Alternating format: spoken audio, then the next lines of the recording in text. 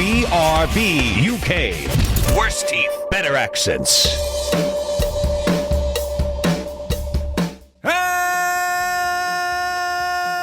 Hello and welcome to BRB UK episode 432. This is a podcast for the BigRedBarel.com. I don't know why I put the at the front, because there is no the. It's just BigRedBarel.com if you were. This is a podcast about video games where we talk about video games and one man's desperate struggle to get a PlayStation 5 in his life. But until that point, Tim Hibbs.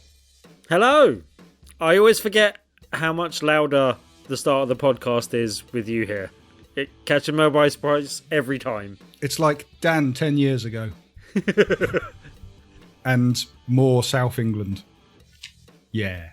And also joining us this week, we've got our good friend Rick. Hello, Rick. Hello. I'm not going to even try and match your hello. Far too much effort. Rick. Hello. Rick of BigRedBarel.com. That's me. Of Comics Inc. That's me. Of The Game Cupboard. That's me. Of Crushed Souls. That's also me. You're playing Resident Evil 6. Yes. Do we need to call someone?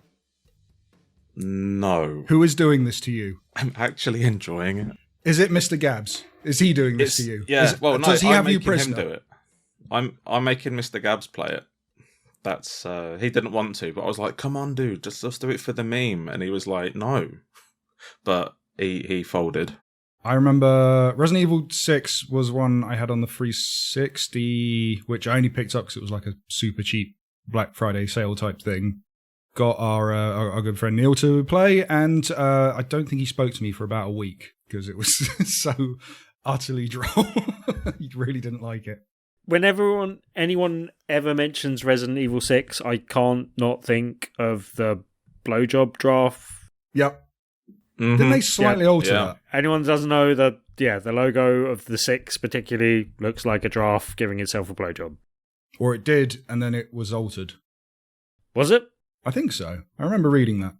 It may have been adjusted, but yeah, you'll never be able to shake that image out of my head. It still looks like a long-necked mammal getting fellatio. That's what I told my brother it looks like. And he doesn't game, and he looked at it and he was like, I can't unsee that. Can't unsee it. Yeah. I'm like, you're welcome, mate. Welcome to the club. For more weird video game stories about stuff that look like sexual things, then maybe look up why the N gauge looks like the N gauge. I'll leave that one out there for yes. Googling. Yeah. I think I saw Larry Bundy Jr. do one of those videos, and hello, you. Yeah, that was a story and a half, wasn't it? Right, Tim, we're going to start with you because you've got one of them review games that you want to talk about. But before we get to it, I am going to quickly, and I mean quickly, just give you a little update on my PlayStation 5 hunt. Oh, right. Okay, yep. I got an Xbox. You've caught the right... Right, you are using the wrong type of lure for the type of animal you're trying to catch with your hunting here, Coleman. I may have put down the wrong type of bait. No, it's the Xbox Series S and X. They keep. I've mentioned this several times. There's been many a chance for me to buy one of those than buy a PlayStation. And last Friday, I think that was when it was at its worst because X's were appearing everywhere. And I went on Curry's and I put 5 in my basket and kept taking them out and putting them back in as a joke. So I was just wishing there were PlayStations basically. And then at some point, they kept popping up with S's, but they were going S's with a new controller, S's with Game Pass, S's with this game. And in the end, so I went on Very, and they went, here's the S with a controller. And I went, you know what? Sod it. I'm going to get that. And I put it in my basket, and then I got 20 notifications going, PlayStation 5 on Very, PlayStation 5 on Very. And I went, oh, crap, okay. So I went on to hit the link to get onto the PlayStation 5 page, and it put me into a queue, even though I was already on the site. And then when it let me onto the PlayStation 5 page, I got a PlayStation 5 in my basket. I then went to hit checkout. As far as you got. It put me in a queue. Right. And then at the end of that queue, it said all the PlayStation had gone missing from my basket. The Xbox had also gone missing from my basket, and I had nothing. And then about an hour later, I got an email from Very saying, hey, you left this in your basket, this Xbox Series S. And I went, oh, all right, I'm getting me an Xbox. And then I clicked the link to take me to the basket, and it took me to a page for Paw Patrol on the PlayStation 4. Which I think you do need in your life, Coleman, to be fair. I mentioned this on our Discord. I've been keeping the story going. I believe Bleezy said I should have got it, and it's the game of the year. Anyway, don't knock it until you've tried it. Yeah, I did not buy Paw Patrol on the PlayStation 4. I don't feel I'm worst mistake of your year, that is. Yeah, I just feel I'm not the right audience. I don't know. Could have been the happiest accident of your life, Coleman. Anyway, I then got a message later saying Xbox Series S on Very again, just like a couple of hours later. So I'm assuming people that had bought it had put it in their basket, cancelled or whatever. Yeah. Or freed up allocations. And I went back on, and it was literally just the S, a control, like no extra controller, no Game Pass, no gate, just as it is, $250, bam, got it. So I've got me an S. Yay! Should be arriving it's a nice tomorrow. little machine, man. They are good little things. I'm still trying to get an S, to be honest. Can't find them anywhere. Oh, if you go on Very, mate. Can I interest you in a copy of Paw Patrol on the PlayStation 4? You may not get one. You may get Paw Patrol. There's kind of two factors for this as well. One was the sheer amount of Sea of Thieves I've been playing lately. I've encountered Sea a problem. of Thieves box.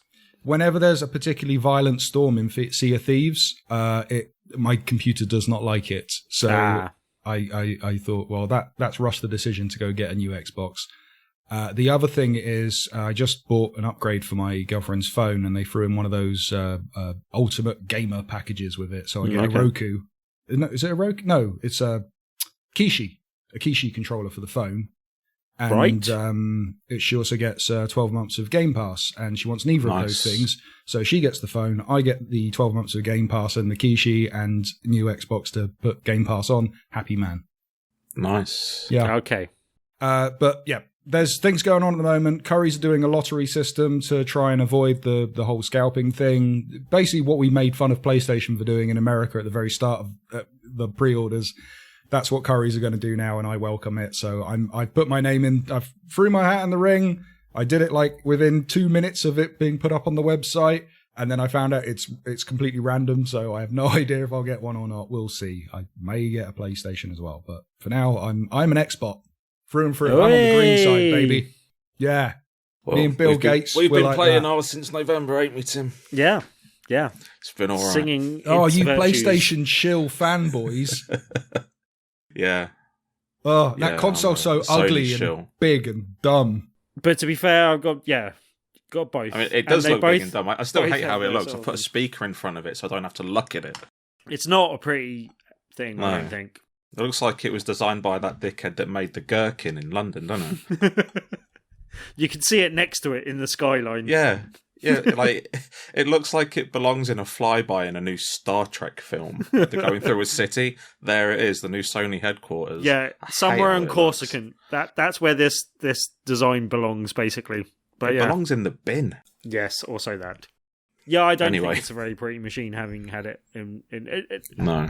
Having mentioned it's the just so S, big. The S is really pretty. I think it's one of the nicest looking consoles in a while, basically. It's much prettier than either the Pro or the previous Xbox. Just looks like a minimalist speaker, and that'll do. Yeah, I really quite like it. Just remember, while you two are enjoying your next generation gaming with your Dark Demon Souls and your up-res Spider-Man Miles Morales and all that kind of stuff, one day I'll have Halo. Me and my fellow Xbox number one fanboys. Oh, you sure told us Sony Shields. Sony Shields? Sony Shields. Sony Shields. She sells Sony Shields on the seashore. Yeah. Well done. Yes, Sorry. shush, Jumping back, Tim. Sure showed us Sure. Oh, yeah. Jumping back, Tim, you've got a game that you need to talk about this week on the Switch. Yeah, now, the game I'm going to talk about this week, I was given a review code for, so saying that first and foremost up front as per normal. Game called Battle Brothers on the Switch. I believe it was previously on Steam. I'm not sure how much in the past it was released on Steam. I thought that was the case just from playing the game, because it does seem like a game that's very much designed to be played on PC. It is a tactical turn-based RPG in a kind of medieval setting, but with some fantasy elements as well, basically. So you're often fighting kind of thugs and brigands and kind of other like humanoid characters, but there are some more fanciful creatures, and not necessarily things that you've seen named in other things. Like, they're not just like werewolves or anything. They're creatures of an odd name, and stuff you haven't encountered before. And a lot of the a lot of the world does seem like it's trying to do things a bit differently, but in a kind of very familiar kind of area where we're used to seeing a lot of games in a kind of medieval kind of fantasy setting sort of thing. It's a game that I'm glad that I got a little bit of time with, because it doesn't create the best early impression. I said that of a few games recently, but yeah, that was definitely true of this. Like, graphically, it's not particularly impressive. Like, it's functional, but it's a kind of in battle, you're kind of represented by little head and shoulder kind of avatars more than like actual representations of human beings, kind of thing that you'd see more in other things. They look like the there was a while in Kellogg's branded cereal where you could get like Premier League footballers, and they were like little busts with big heads. Yeah, look like them. Yeah, they kind of remind me of like ye olde chess pieces, kind of that kind of style, like the wooden carved one kind of thing. And there is a kind of something within that kind of feels fitting to the saying. But yeah, it's not massively graphically impressive when you're in battle, and it's not massively graphically impressive outside either. Like, there are some like different graphical elements, but generally there's an overworld that happens in real time, and I'm still not entirely sure. There's like a day-night cycle that has some point to it, but literally you have to... There's lots of like minute details that you really have to worry about in the game that you haven't necessarily... They're not always things that you have to worry about in this type of video game, but you have to like have enough provisions to keep your men fed for the amount of days it will take you to do the expedition you're doing and stuff like that. And you have to have as much tools as you need to repair your weapons. You need to take care of your men's morale, and you can do that. Sounds a bit Darkest Dungeon. Yeah, and Darkest Dungeons of real-time strategy. and it's also what's the word? Generated on the fly. Randomly generated kind of world, so you won't always know what you're going in. And I actually got a better grip of this going in the game for the second time, which I'll come back to in a second. But basically, it says on the starting screen of the game, this game is a very hard game, like or words to that effect.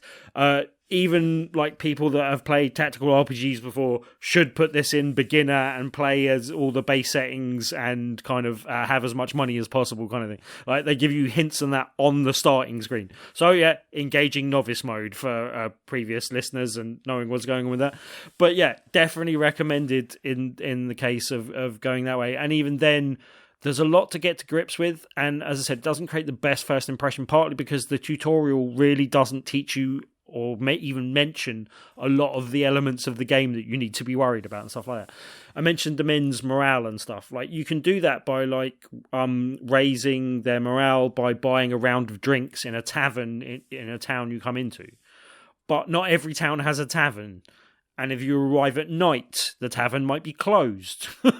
And like, there's all these like extra things you got to take. So you're like, there was one occasion where I was like, right, okay, I've got enough provisions to get to this next town. I'll go to the next town. I'll pick up a contract.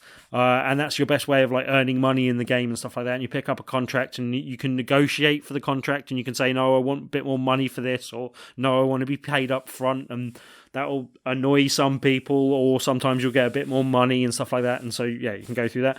But then, yeah, I got to that town and there were no contracts available there because my renown wasn't high enough, and they didn't know my company well enough.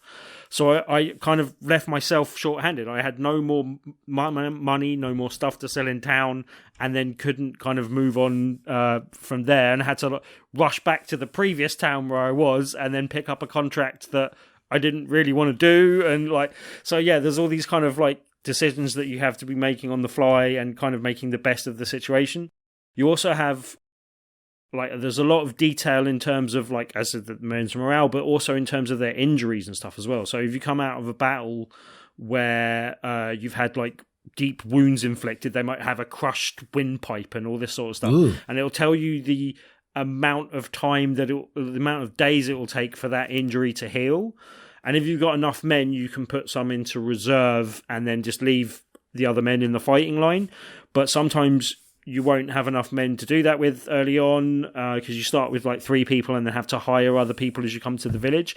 And each one of those, you have to pay a daily cost. You have to pay a different cost up front.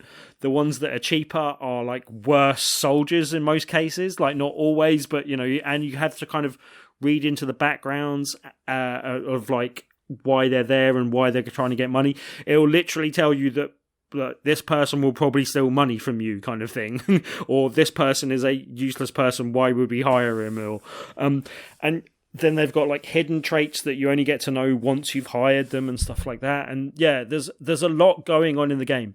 There's a couple of things that don't work. There's a tryout system for people that doesn't seem to work very well, and there's a few things that I think aren't elegantly translated for the Switch from the PC version. It very much feels like a game where you're going around and clicking on things. As a result of the amount of text you need to read as well, it's quite hard to play on the small screen. I found it much easier playing on the big screen. I don't often bother with a lot of Switch review stuff, but it was a lot easier to play on the big screen on this one. Is there no increased kind of text mode and stuff on the... No, you can zoom into the battlefield, and in the open world you can zoom in and out on the map, so it's not too troublesome there. But the actual text, there's a lot of it's quite dense, and on the small screen I did find it a little bit small, basically. And especially when sometimes it's against the dark background, like it's not as highlighted as it could be, sort of thing. But yeah, like there's small gripes. The actual battling system, the only gripe I'd say with that is that sometimes it's, especially early on when you're getting used to it, it's the battlefield's not entirely lined up, and it's not like drawn out for you. You just have to kind of get an idea of where people are, and it can be a bit difficult because you need line of sight for your archers, and you need to be a certain amount of squares away for optimum damage with some weapons and stuff like that. So that can be very difficult to judge or know about to start with. And yeah, as I said, I started the game up for the first time, and I actually backed myself into a corner where I lost the fight. I tried to run away from it because I was definitely losing it and I'd already had some men killed.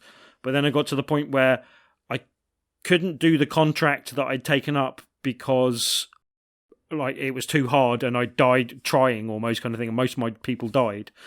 And then I couldn't take another contract on because you can only have one contract active at once, which I think is something that could be a little bit better. It could be better if you could maybe manage 2 at once. But because of that, I couldn't go and get another contract elsewhere. I couldn't really see a way to continue in that game. I was backed into a corner. There probably is a way you can work out of that game and do like caravan jobs where you're just protecting a caravan and kind of doing that. But then if I encountered problems, that was going to be difficult. I got to a point where I was like, I also wasted a load of money on war dogs at the beginning of the game. You can have a dog that you like send out into battle, which was quite cool. But I spent way too much money on them too early on because they were just in the first town I came to. If you can get war dogs, as many as you can, then it's not wasting money. Well, that's what I thought, Coleman. They were quite good, but they were very expensive. And if they died in battle, they didn't come back to life, basically. And yeah, using them wrongly in battle is quite easy. So yeah, that was a lot of money wasted. It's been firing them out of cannons. But throughout my second game, I've been playing my second game a lot longer now and got a lot deeper into the game. Got like up to a squad of like 12 people and like kind of going around. But I haven't encountered another town that has kennels that sells dogs at all, basically. So that was a completely different thing from my first game that I haven't even seen in my second game. And there seems to be quite a lot of depth to the variety of things you can encounter. There isn't much presentation to some of the story elements. Like everything's just text and you have to read through it. There's no like even reading of the text or anything like that. But some of the text is repeated on like the descriptions of people. There's similarities and stuff like that. But generally, like there's a lot of different things, a lot of moving parts, and it comes together to form something that yeah, it really feels like a good tactical game where you're having to worry about like your resources on the go and on the fly, and kind of keep your men happy, keep morale up, keep like people fixed up, and go, right, everyone's good now. Now is a good time for me to take on a contract and go into battle and all that type of stuff. And yeah, like I don't know, it does feel like it's doing in a similar setting than we've seen a lot of these games. It's doing a few different things that make it interesting enough to make it noteworthy, kind of thing, I think. I have a question, just as a little sidebar on the back of this. Did you ever try... They put Darkest Dungeons on the Switch, didn't they? No, I've heard people talk about it. I've never played it, but I don't know if if you is like on the this, Switch. I think, but by the sounds of this, if you like this, then I think you're going to like Darkest Dungeons, and I'd give that a go as well. But if from I'm the sounds getting... of it, Darkest Dungeons looks nicer than this from the sounds of it. Yeah, I was glossing through a couple of screenshots and trailers and stuff for it. It's got that kind of impressive hand-drawn style, but it's weird because the heads are these kind of weird busts with skinny shoulders and then big heads. So it's like they put a lot of details in on the heads because that's the only part to put the detail in, and then everything's kind of meh. I would have been put off it graphically by just looking at screenshots ahead of playing it. And I'm not necessarily recommending it on the graphical side of things, but yeah, I like it tactically. It's interesting in terms of what it's doing and just kind of the slightly different sort of challenges and different grey cells it's kind of asking me to engage with type of thing. But yeah, as I said, it's something where I've played it enough to, I think, talk about it and talk about it on the podcast, but I can see me playing more of it this evening and like this week as well, because yeah, I've just enjoyed it, and it's nice to get to a point where I'm like, okay, now other people aren't overwhelming me, I've got a bit of gold, I can actually hire some better soldiers and equip them a bit better, and there's all sorts of like, yeah, different things going on with weapons, and you need to worry about weapon status and actually keeping them repaired and stuff like that as well. But yeah, there's quite a wide variety to the weapons and how they work, but they're all kind of like, there's like farmers have pitchforks and pickaxes and stuff like that, and kind of but if you use them correctly in the right way, then it's quite good. And like there's a whole like system of getting different people to use a shield wall, and if you've got like a line of people with shields, they can all do the shield wall skill, and it gives like different defensive bonuses across all the people that are doing that, basically. And then you can just have kind of archers and other people on the sides like poking people, and then people with pikes and stuff poking people from behind and stuff like that. So yeah, like it's, I don't know, it's yeah, as I said, a little bit different and interesting, and asking a few different questions and saying a few different challenges that I took me a while to warm up to, but I'm really enjoying it now. So yeah, I'm glad I spent a bit of time with the game. I kind of recommend other people that are into tactical RPGs checking it out. As I said, it is hard, it is unforgiving, like literally one click in one part of a level may kill one of your best soldiers and he's dead forever.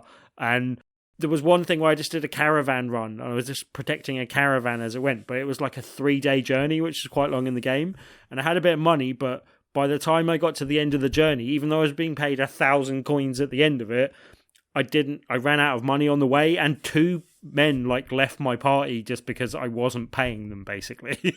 Right. Yeah. That'll do it.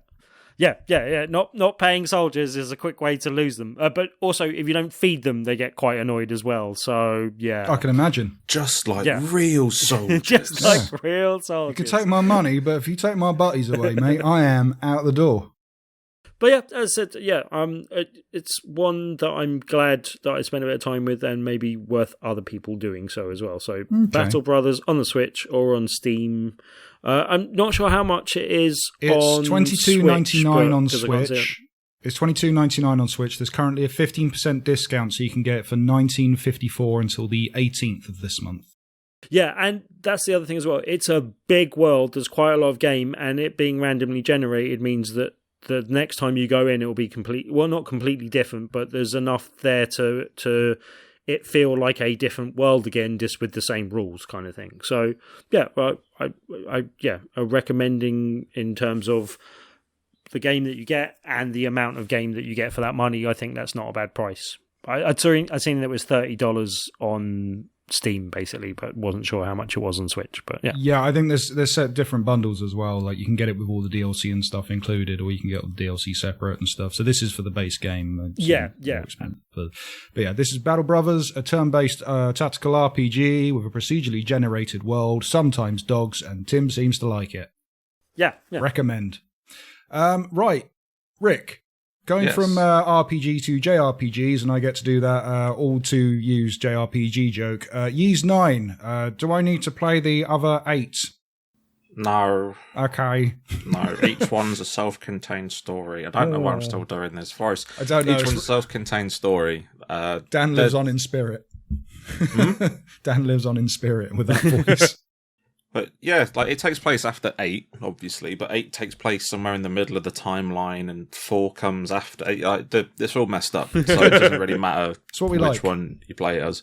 Ys is not massively. I mean, it's well known in compared to a lot of JRPGs in the West, but it's not one of the. It's not like a Final Fantasy Chrono Trigger type thing. No. It's a bit below that level. So for people that don't know, what is Ys? Ys is an action JRPG, and that it has evolved so much since the first one. So the first 2 or 3 games had what was called bump action, where you just once again, wasn't an attack, but right, bump action. Bump. I got thrown out the gym for that. Bump. So there wasn't an attack button. You just ran into the enemies. Right. Oh, Yeah. If you hit them at an angle, you did more damage to them than they did to you, and then they would die. Right. Okay. And then they changed that later on to, actually an attack button and different attack styles. So you can now it's slash, pierce, and smash, which is like your blunt attack. There's 3 people in your party. Well, there's like 6, but you can have 3 in your active party. So you can have a combination of pierce, slash, or smash attacks, basically, and enemies are weak or strong to each attack. This one, Ys 9, takes place in the city of Balduc, which is a prison city in the country of Glia, which is their version of France, and it's very strange. To say any more about the story is just complete spoilers. It is such a weird and wonderful story that is anime as anything. Like, if you're an anime fan, you'll probably know this story because it is so out there. I think Japanese France is my favourite France, by the way. But yeah, Japanese France is awesome. Yeah, it's great. It's really cool. It's really crazy. Wicked. Well, to go to the baby JRPGs, the latest Pokemon Sword and Shield, they say take place in Japanese Britain, and I quite like that version of Britain. It's probably nicer than this one. It's very like small. You think London's in the countryside? It's amazing. Yeah. Sorry, carry on. Yeah, so you're trying to solve the mystery of Balduc Prison because it's the whole city's a fortress that's being used as a prison for the Roman Empire. But that's Roman with a U, not an A. Brilliant. Of course. You are part of a team called the Monstrums. And you know how in like Soul Reaver, you've got the physical realm, and then he does the weird twisty thing, and then there's the realm underneath it. Dual planes. It's that kind of thing going on. So there's a dual plane. One plane is where every normal thing happens, and then there's the other plane called the Grimworld Nox. That's why it's called Monstrum Nox, and that's where you fight demons. Still not sure why it's called Monstrum Nox, but okay. Because you're playing as because you're in the Monstrum called the Monstrums, and it takes place in the Nox. Fight things in the Grimworld Nox. Yeah, it's really easy to understand. I got it. But why is it called Ys? So the gameplay's split between exploration of the city, so you can run up buildings, glide across big gaps, and each member of the team, so each monstrum has a different power that can be used to traverse the city. Then you have like your combat areas when you go into the dungeons or the Grimworld Nox, and that's where it feels more like a regular Ys game because you're actually running, fighting, leveling up. And then there's sections where you're playing as a character by themselves, exploring the prison, which is just like heavily story based, but it feels a bit disjointed in that it's weird to have this whole city that you're just running around in, not fighting, and then you go into a dungeon and then it's combat, whereas the East games are always, well, they're action games. It's like, when you play in Zelda and you go into a town, you're not fighting stuff, but the town's really small. Mm-hmm. It's that, but an entire city, and only like certain areas you can fight. And I was really unsure about it at first, because it felt very different to the previous ones. Like 6, 7, and 8 all felt like a progression. Like each one felt like it. Like with 6, you're like, okay, I can see how that got to 7, and I can see how 7 got to 8, and so on and so on. But this is more like a lateral. It doesn't feel like it's evolved. It's just kind of gone, we're here, and yeah, we're going to try this. But by the end of it, I was in love with it. Like, the combat's great. It's just really flashy and feels nice. The characters I ended up caring for. The story was cool. It's it was just a fun 40 hours that I threw into it, and when I finished, I was like, cool, bring on the next one. Nice. What were you playing it on? PS4, but I was playing it on the 5 because I've got nothing else to play on the 5. So might as well use the 5 to play 4 games. Yes. Use that super sexy drive to play some games a bit faster. Yep. It works. Reduce them loading times in JRPGs. That's probably a good thing as well, no? Yeah. Yeah, I played through Final Fantasy 15 in December. Wouldn't have played that on the 4. No. But having it downloaded on the SSD on the 5, it was heavenly. See, I have the complete edition that I have yet to... I've installed it probably about 4 times and have yet to actually start it. The first 10 hours is so bad. I can imagine. It's just pushing a car for 10 hours, isn't it? That's what it feels like, yeah. Yeah, good. I need to watch that Aaron Paul movie. No, I don't. Anyway. I can lend you the Blu-ray. So, as a complete ease novice... would this be a recommend for someone outside the series, or should I really go back and maybe emulate a few games, pick up some remasters? Personally, I'd pick up Memories of Celceta, which came out in June last year. It's the PS4 upgrade to the Vita game, which in itself is a remake of 4. But that's just a really good, it's a really good example of what an East game is at its best, or a modern East game is at its best. Right. 8 was the first one I played, and that was fantastic. But I think because Memories of Celceta on the 4 is cheaper, definitely pick that up, or 8 if you see it in a sale. I think 8 is like the best example of what a modern East game is, and it's like, that's wild. I wrote the review for it about 3 years ago on BigRedBarel. I've heard of that site.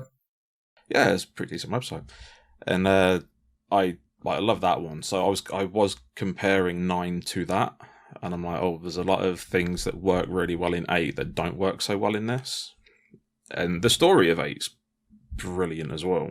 So I recommend 8 if you can find it cheap, and Memories of Celceta because it is just cheaper anyway. But they're the 2 for novices, I'd say. You mentioned 4 a couple of times. Is that like a general highlight of the series from fan perspectives or whatever as well? Or 4's Memories of Celceta. Yeah. So there was 2 versions of 4 in Japan on the SNES. Oh, no, sorry. There was a version in Japan by one company, and then I think Hudson Soft, who did like Bomberman and that, did the American version. So there's 2 different original versions of 4, and then they were like, this is silly, let's remake it with I think they remade on the Vita and called it Memories of Celceta, and just made like, this is the definitive version of 4, and then that got upgraded for the PS4. Okay. Kind of like I took a bunch of the old Final Fantasies and remade them on the DSs, and they look really nice now. Yeah, and for some reason they've remade the remake or something of Final Fantasy VII for the phones now.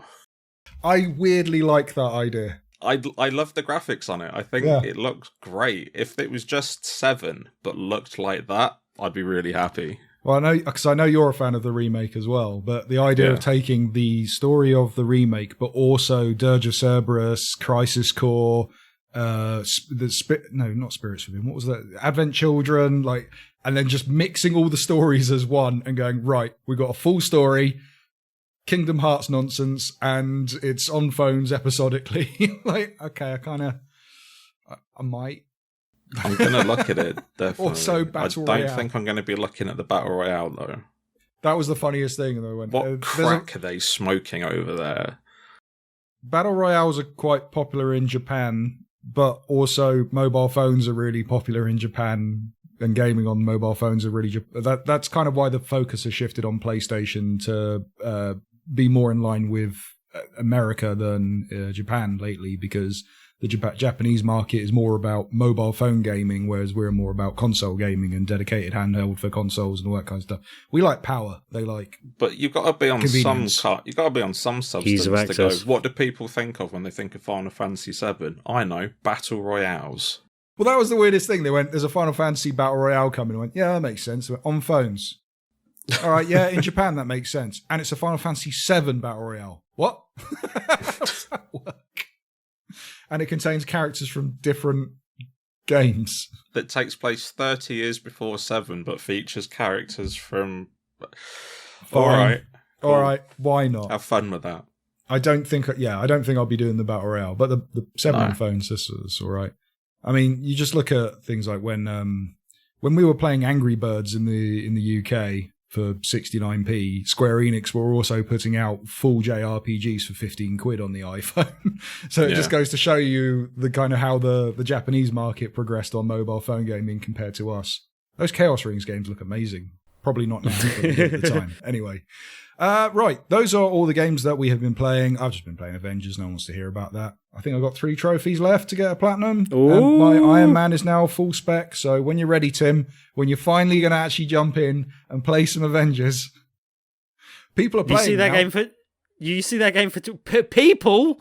People playing? Plural. If you see that game for £20, let me know. Other than that, I'd rather play Sea of Thieves with you right now. But hey, mate, that game was 15 quid at Christmas, and you would have had a PlayStation 5 upgrade ready to go. Yeah. But yeah, I've actually managed to get to the point where I can play with randoms, and I can get a full team of 4 playing, and that's really cool. Yeah. Good. Anyway. A full team of Thor?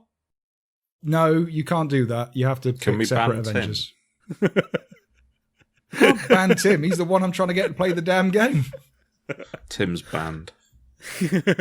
I'm now in the process of trying to max all my characters' initial power levels up before I start working on their gear scores and stuff. I'm trying to get ready for the upgrade, basically. Hawkeye's coming out and all that. I'm going to fight Maestro.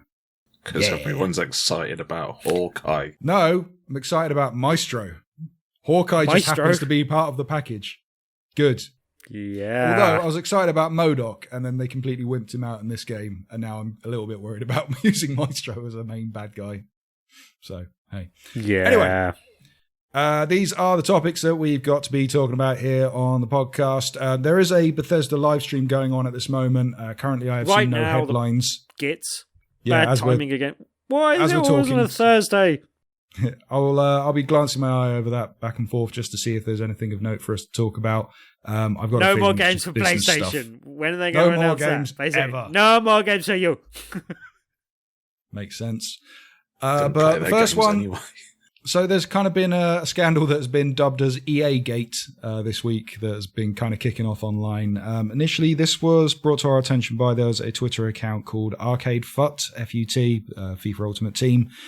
And there's a whole kind of thing about allegedly employees of EA on the FIFA Ultimate Team side kind of arranging private black market selling of FIFA Ultimate Team cards, which involve them having to have access to people's accounts and are selling ultra rare cards for up to, and well, according to some stories, $1,000. According to these screenshots that were leaked online, $2,500 they were claiming some of them were. Ooh. So I have a question, Mr. Coleman. Uh-huh.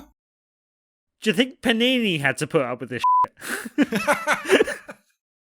Well, because I know I didn't use Panini cards. I got the Merlin ones. So it'd be like the Gladiator sticker book, the Nintendo sticker book, the Power Rangers sticker book, that kind of stuff. Yep.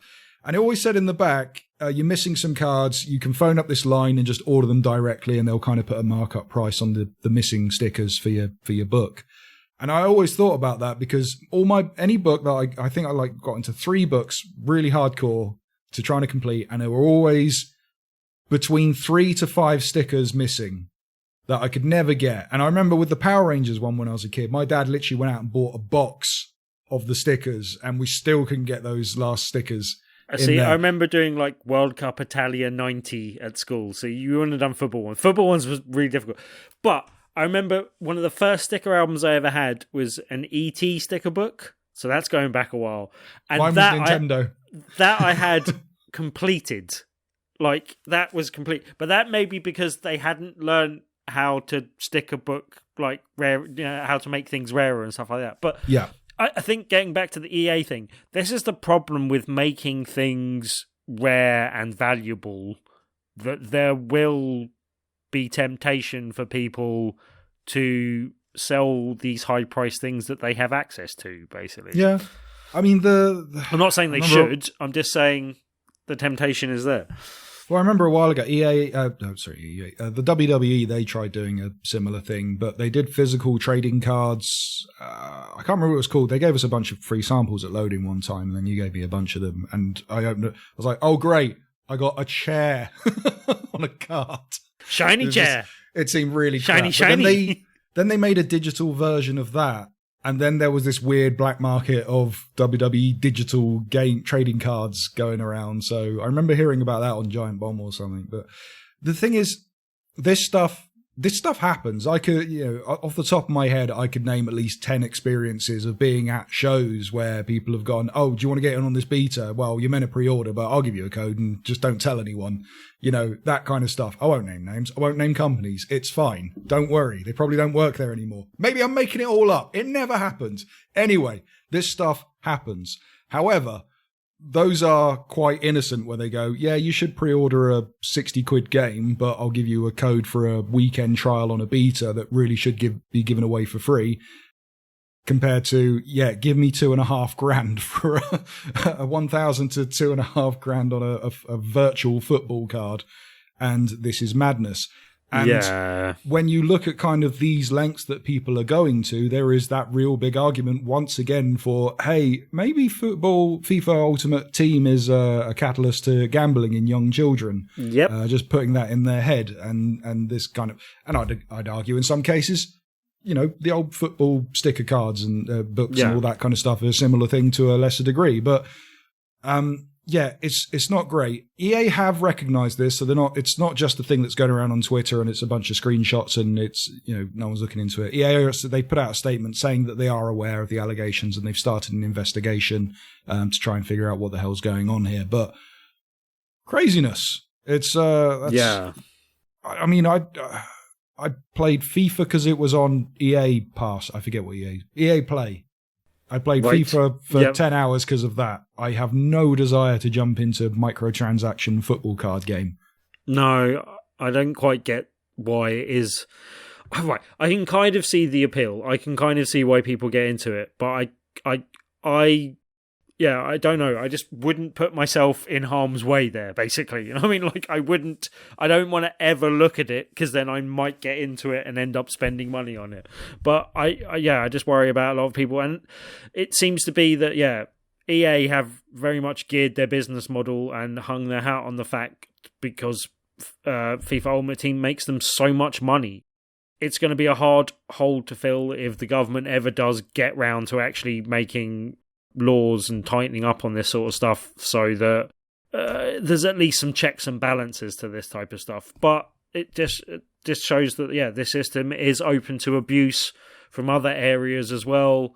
and in this case, possibly members of their own staff abusing the system to enrich themselves. But it's not like EA aren't guilty of doing that quite a bit so far. So, I'm just surprised that not a company great topic to that have got back in the voted news. worst company in the world for 2 years in a row has such dodgy individuals working for them. And that's the other thing as well. I don't for a minute think that EA are going, well, people are selling our cards for $1,000 to $2,500 over online in black market maneuvers.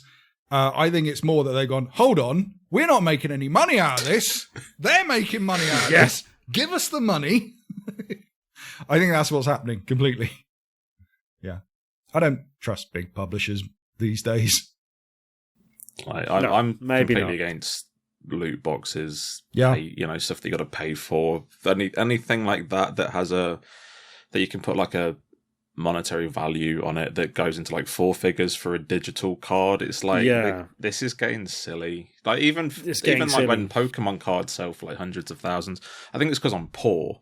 I'm like, I could never afford this. I will shit. never be able to afford a shiny Pikachu. Is that your problem?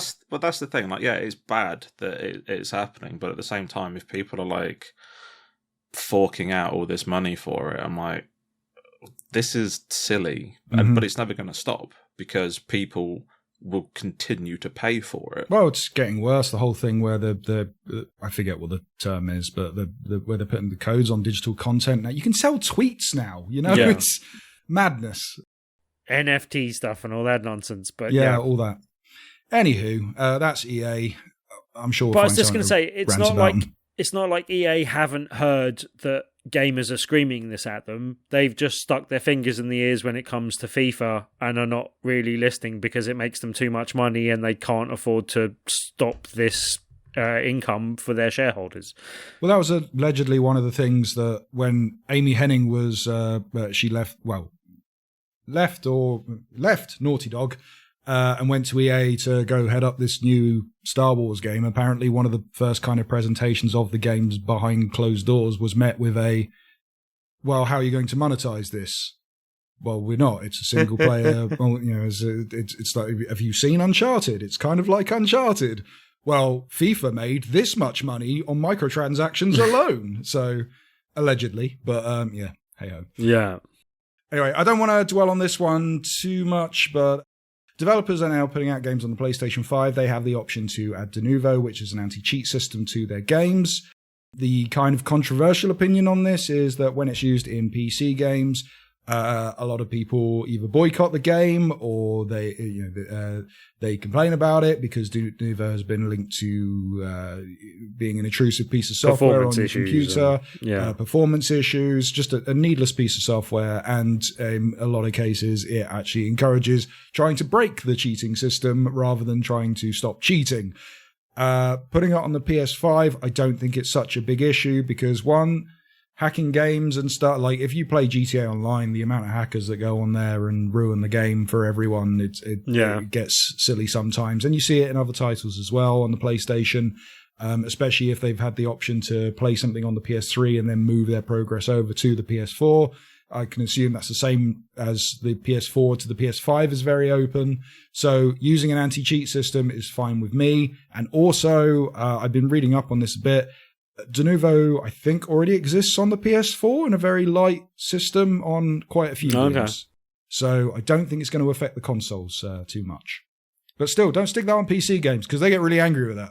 Yeah, is it more of an issue when things are going cross-play as well? Is it something that they have to have on all the platforms that are going to be cross-playing if they want it to work nicely? I don't know, but I don't know about. I think it's more of an issue where it was. I mean, I don't know about now, but definitely with the PlayStation 4 to the Xbox 360, there was an option where if you play GTA Online on the Xbox 360, you can move your progress over to the Xbox One, PS4 to PS5.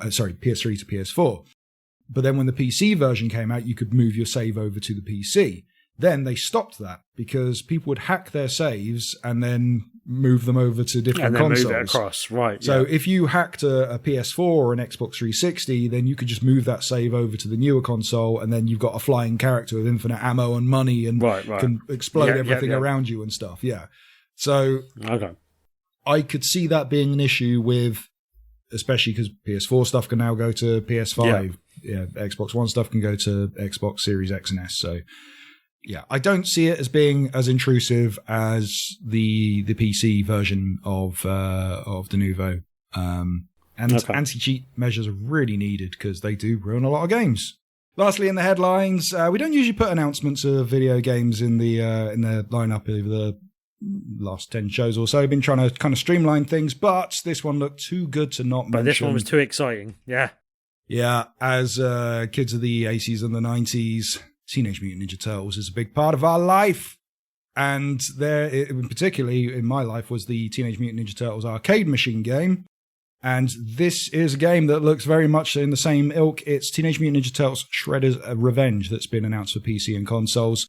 And this is from the guys who made Scott Pilgrim vs. the World, which that seems like a fit to make an arcade game style brawler game. Isn't it the same developer that made Streets of Rage 4 recently and did a very good job of that as publisher. well? Which is the publisher. thing same publisher. Same publisher. Publisher. Okay. Team used the publisher. Okay. Yeah.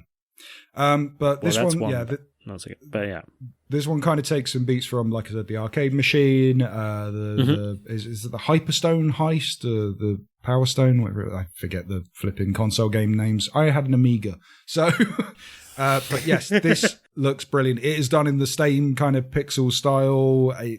It literally looks like it even has the foot soldiers flying to the camera. Yes, flies and hits the camera and cracks the screen and slides down and stuff. Like, that stuff's amazing. It looks like a Konami arcade game. Was this the first game that used that? It's the first game I remember it in. I remember it being in The Simpsons as well, but I can't remember which was the first to use it. But well, I think Turtles was before The Simpsons. I think. Definitely around the same time. I think Turtles was first, but not sure.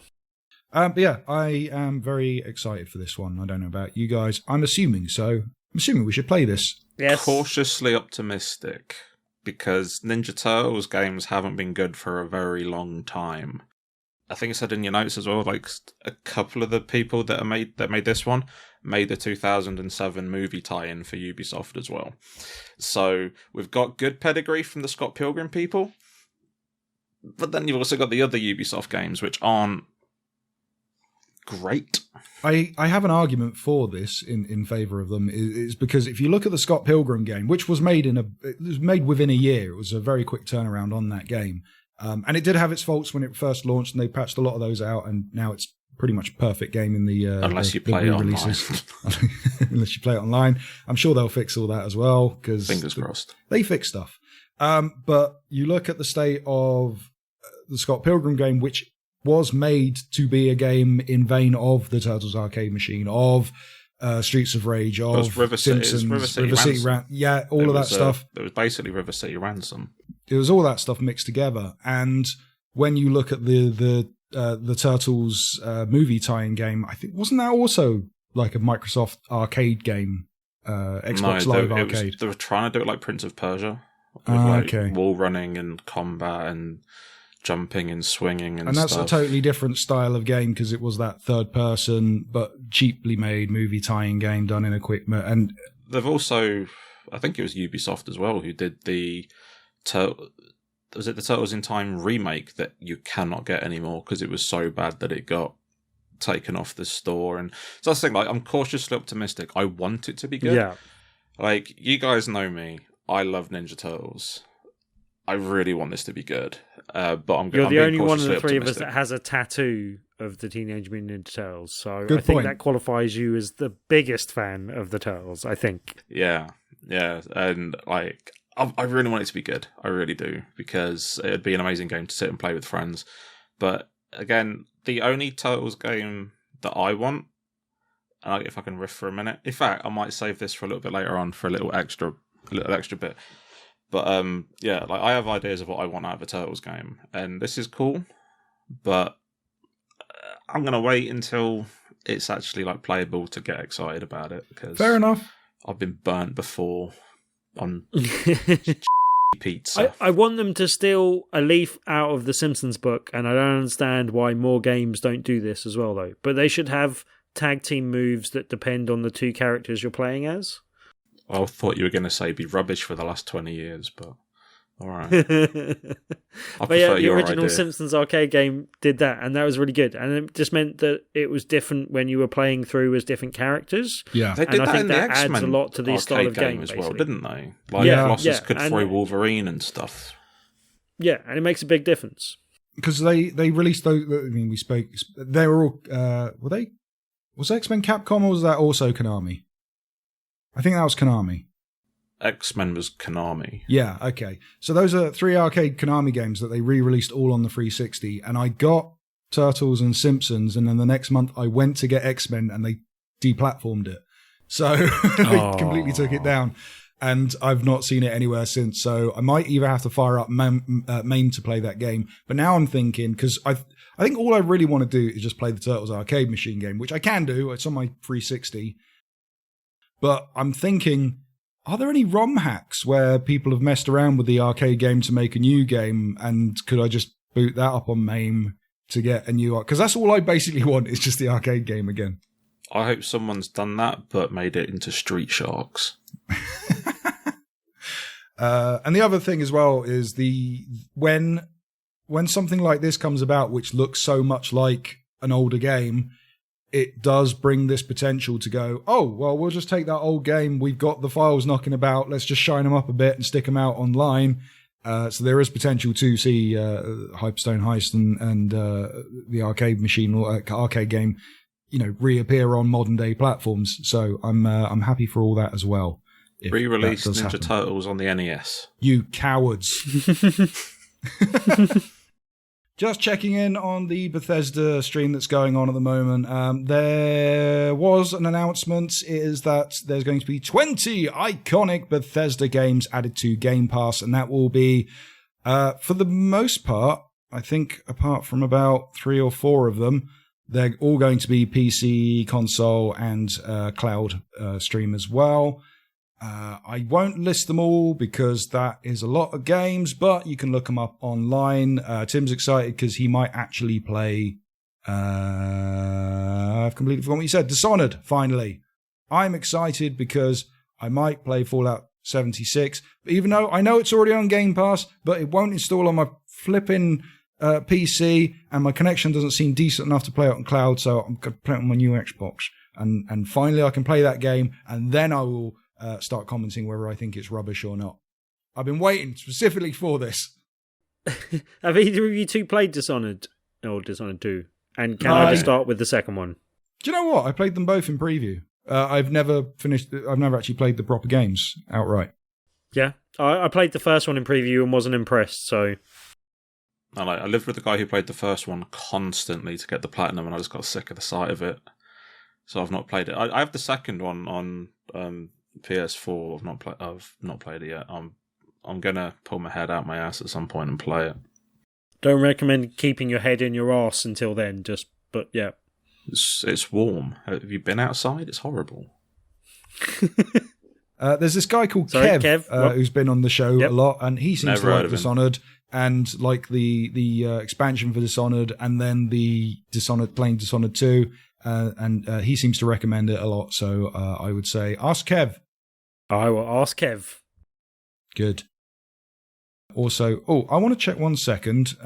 Does that mean... Right, so Skyrim... Yes, Skyrim is on PC. That's good, because I have the Skyrim Definitive Edition on Xbox, but not on PC, and I've been wanting to play it on PC instead of the Xbox, although I can now play it on my new Xbox. I don't know what to do. Who knows? Anyway, should just play it in VR, Coleman. Just play it in VR. Now, Skyrim's on phones as well. Yeah.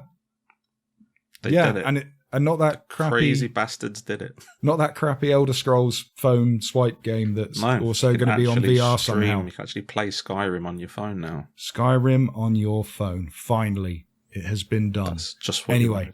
It came to Alexa before it came to phones.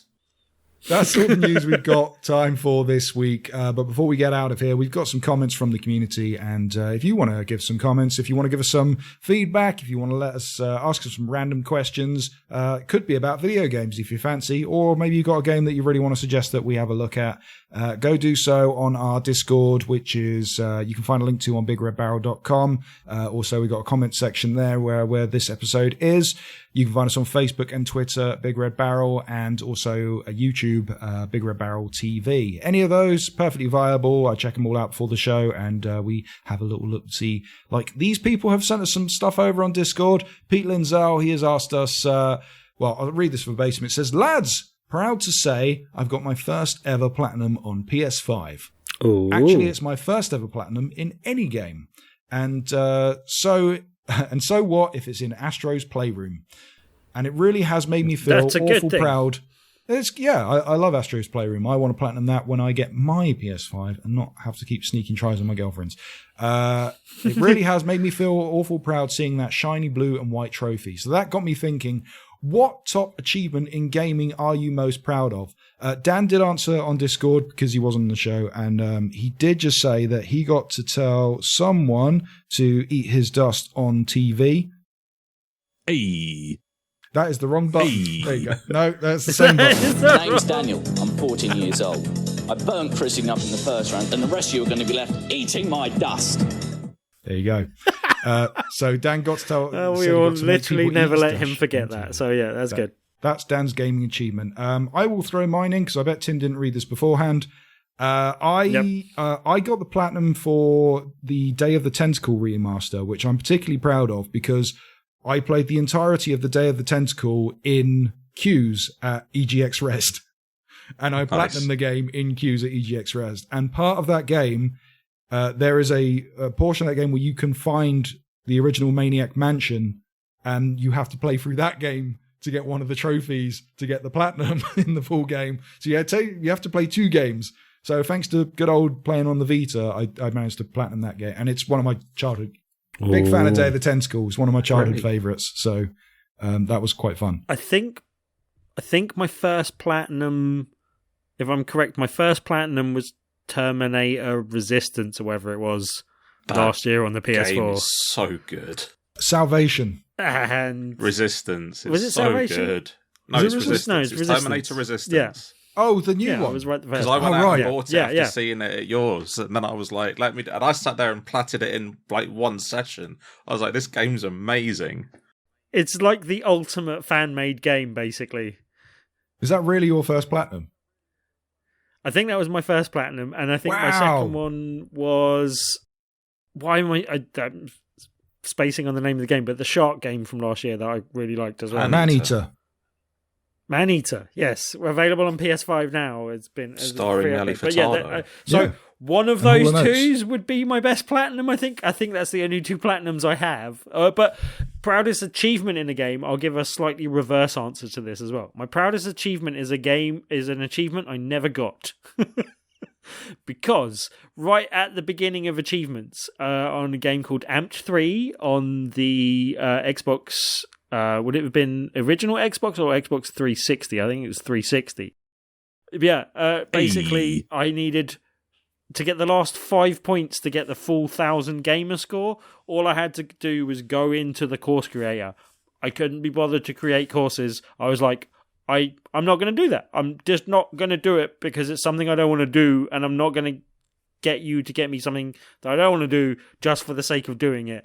And that freed me from the shackles of ever having to like get 1,000 points on something. I was never bothered, and like achievements have always been a bonus, not something that I feel driven by in my games, basically. So yeah, You're such an activist. Wow. So my first platinum was for Spider-Man on the PS4. Whey! okay, Because I'm that's not a good. platinum hunter or anything. Having said that, my proudest are the platinum for Bloodborne and the platinum for Final Fantasy VII Remake, because Those are 2 hard platinums. Hmm? Those are 2 hard platinums. Yeah. I could tell you've been 7 furloughed. Remake one, there's a battle that you have to do against Bahamut, Ifrit, and Leviathan, and doing that on hard mode is a son of a... But I did it, and I got it. And Wow. yeah. So Final Fantasy VII Remake and Bloodborne are my 2 like best. Good. Can I just want to... this wasn't 100%, but this is an Xbox achievement that I'm really, really happy with. Not proud of, but I'm really happy with. There is a wrestling game of TNA Impact, which is like a rival to WWE. Not so much these days, but when it was in its height of popularity, it was a bit more of a rival. And they Tits and ass. They made an total non-stop action, actually. But yes, for my version, to be honest, they were referencing the same thing. But they made an Xbox 360 game at one point, and one of my achievements that I got on there, which I randomly saw one day, there is an achievement that you have to play someone from TNA in multiplayer to get the achievement. So every now and then they put wrestlers on gamer nights, and they would take on random comers, and if you played one of them, then it would ping the achievement. So I randomly fought a wrestler and got an achievement, and I like that idea, even though I have no idea who that would be or that I did it. I just looked at my achievements one day and went, "Oh, that's quite nice." I like to think it was Samoa Joe. So there you go. Another question. This is one I like, and I've been racking my head around it, and I've still got no idea. And Rick really wants to go first, but Ed, he has said, "You've been tasked to make a game from your youth. You've been tasked to take a game from your youth and make a Final Fantasy VII level remake of it, but it also has to be a completely different genre. What game are you rebooting, regenerizing, not a word, for your own sick-sworded pleasure? Alternatively, because my brain can think of it, what TV shows do you think would make an amazing game? I've just thought about how amazing a Columbo game would be, and now it's all I want." Columbo game made by the people that made the recent Sherlock detective games. That's what they need to get on. They need to stop with the Sherlock, move on to Columbo. Get the guy that did Deadly Premonition. No, Rick's got to answer first. Rick said he wanted to go first, but I have actually got an answer for this. I've thought about this way too much. So last time I was on here, actually, said The Legend of Dragoon needs to be remade. Dragoon! Do it like Final Fantasy VII, make it an action RPG. Because you could do some really interesting stuff with the combat system. Because it's a turn-based combat system. And 7 showed what you can do by translating a turn-based into a real-time. And just take the lessons that they learned from that and do it with The Legend of Dragoon. But that'd have an extra step as well, because you turn into Dragoons and then you'd be able to fly around and have like aerial combat and stuff. So it'd be super, super cool to just do it like that. So that's my like remake, but change the genre a little bit game. The TV show that I really, really want to see as a game is Supernatural, because you could have right. Bear with me. Each chapter is a different town with its own mystery. During the day, you go around the town, you talk to people, you talk to the victims of whatever happened, you figure out clues, and you have to work out over a couple of days what you're fighting. And then when you're ready to fight it, you go to your car, open the boot for the car, and you change your loadout depending on what you're about to hunt. So you're running around the town, figuring stuff out, talking to people, looking at things, and go, there's a vampire nest. This is where the vampire nest is. Blah, blah, figure all that stuff out. Go to the car, get ready to kill vampires, and then you're on the hunt. So you've got like the sort of like Alan Wake Deadly Premonition kind of talking to people and figuring that stuff out, with a little bit of The Witcher, where you're trying to figure out what it is you're fighting. But then it goes into like third person kind of Resident Evil remake. You've got your torch, you've got your gun out or whatever. But because it's Supernatural, you can also play it in co-op. You can either split screen a couch, or you can play it like Resident Evil 5 and 6, and you can play it with a friend online. Do not tell me that doesn't sound awesome. I've never seen Supernatural, so I have no idea. But yes, it sounds lovely. Yeah, I just reminds me that did we ever get a good X-Files game on the PlayStation 2? I don't remember one. It wasn't good. It was okay. It looked silly and fun. There was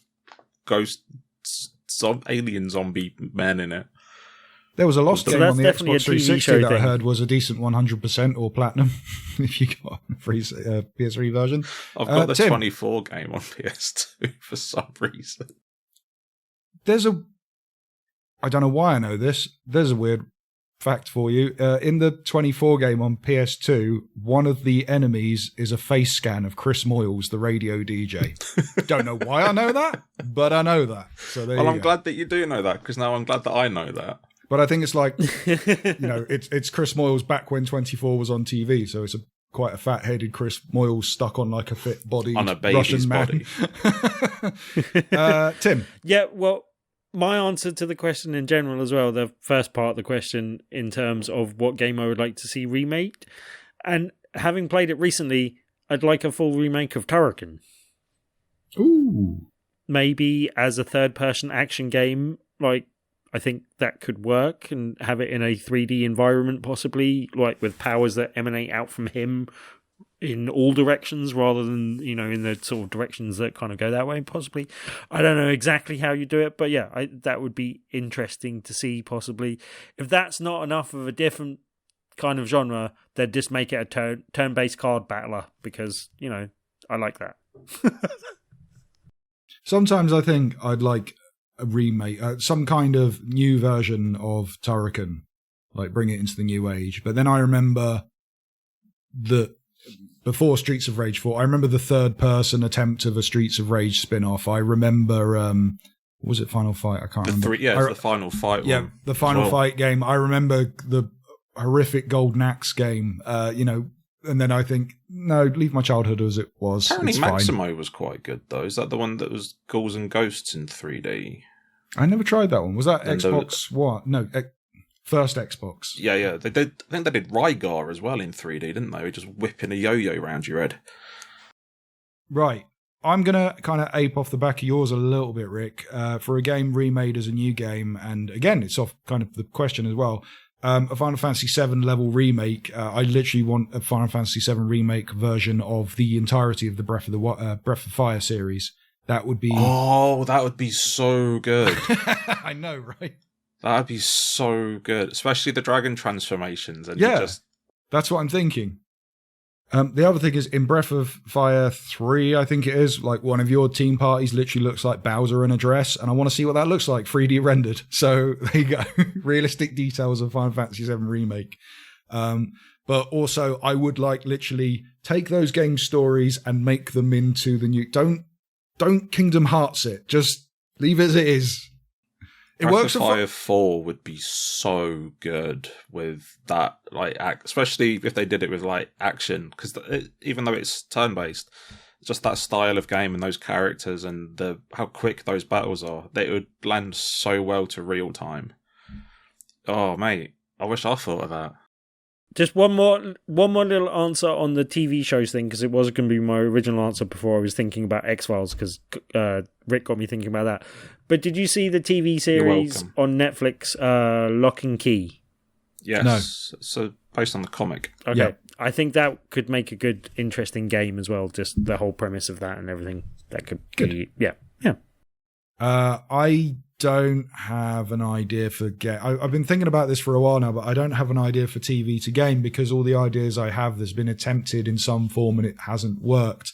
I do remember seeing renders of someone, like, you can look it up yourself. There's a Breaking Bad Lego game that someone made a video of, which at the time was very convincing. Now it looks a bit ropey, but it's a funny idea. But I'd never play it. That's the thing. Yeah. And I wouldn't want a Breaking Bad video game. Because I'm my favorite TV show ever made, so I'm fine with it the way it is. Have you guys been watching The Terror on BBC at the moment? No, but I have something else to add to this before the Terror. I was going to say.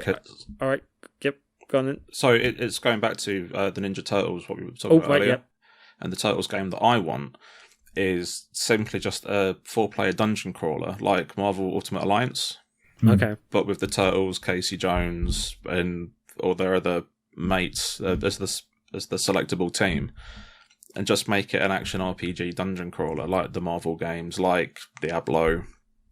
Just, hordes and hordes of foot soldiers coming at you, team up moves. I think it should be always 4-player, no matter how many other players you're playing with. And just AI controlled other people's. Why isn't there a TMNT Muso game? Muso? Yeah. Muso? Dynasty Warriors. Yeah. Okay. Dynasty Warriors. Well, yeah.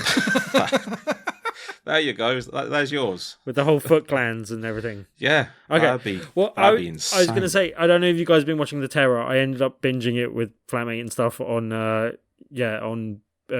iPlayer. But I really recommend it. It was really good. But I'd say a video game of that would be interesting. But that type of thing already kind of exists, because the return of Obra Dinn kind of filled that void for me. But mentioning it in case any listeners are watching The Terror and want a video game pairing to go with it, I highly recommend Return of the Obra Dinn. It's similar-ish era, although I think it's set a little bit earlier. But yeah, interesting kind of parallels.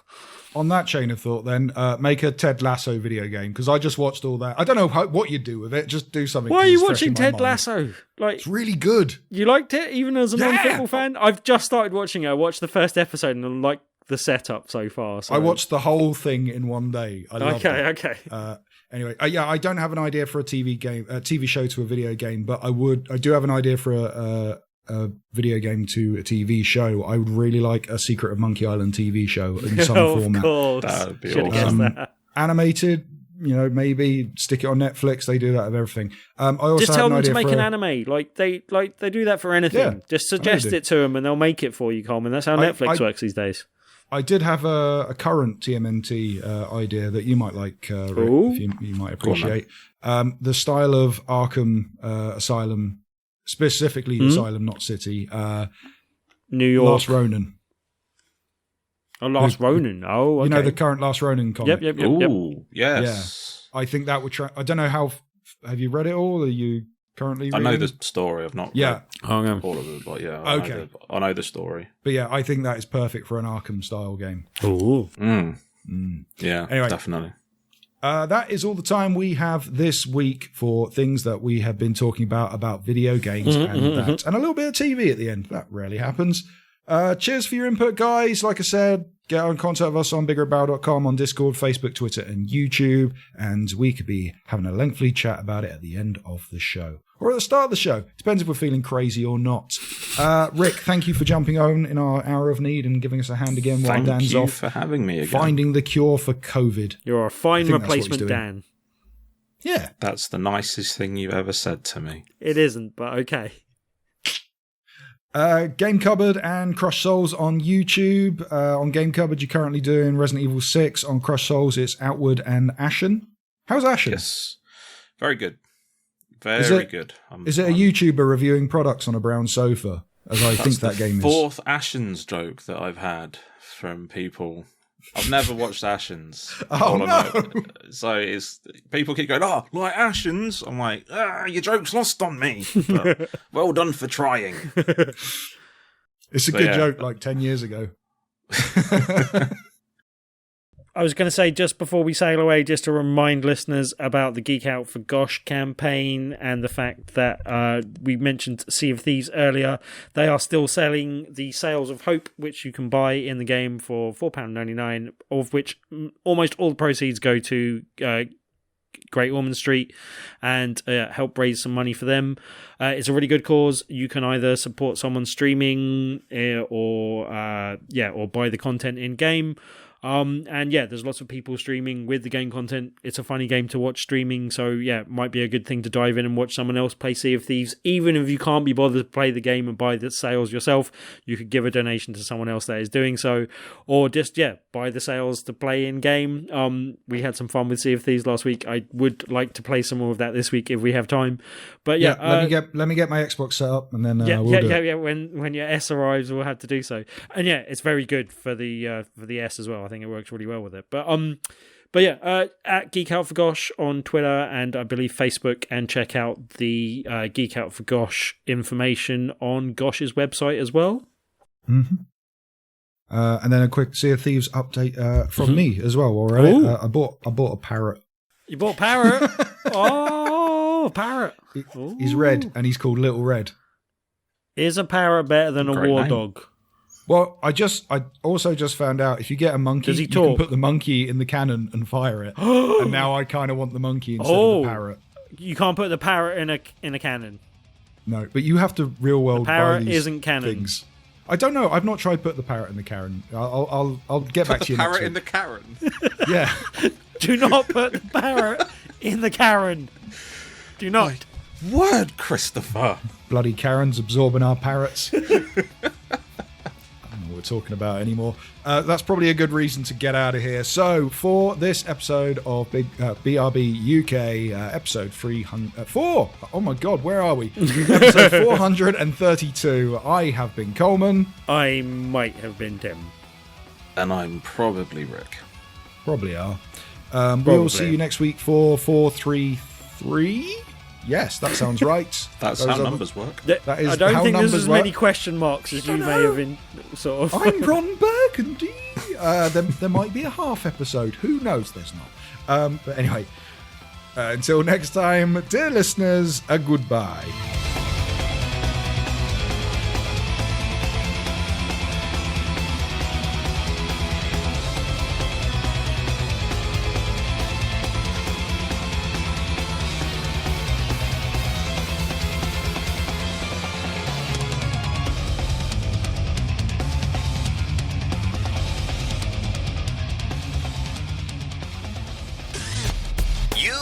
Your ears are quite welcome for the podcasting goodness that you just heard. Why not roll on over to BigRedBarel.com for more podcasts, news, reviews, and videos from the biggest, reddest site on the internet, BigRedBarel.com. Just quickly, because I think we Adventures. can get that done. Tim See if is these adventures- rubbish as a pirate. Tim is a crap pirate. I never played before. Like, if What I'm do a I crap do? pirate, it's because you're crap at teaching pirates how to pirate. Not You really.